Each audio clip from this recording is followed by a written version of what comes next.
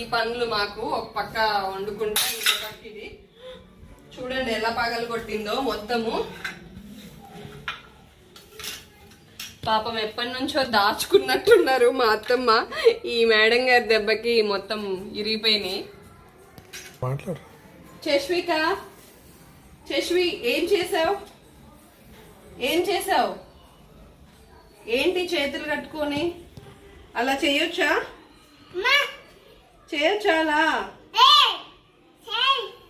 ఏంటి దబాయిస్తున్నావు? నువ్వే కదా చేసావు. ఏంటది? అలా చేయొచ్చా?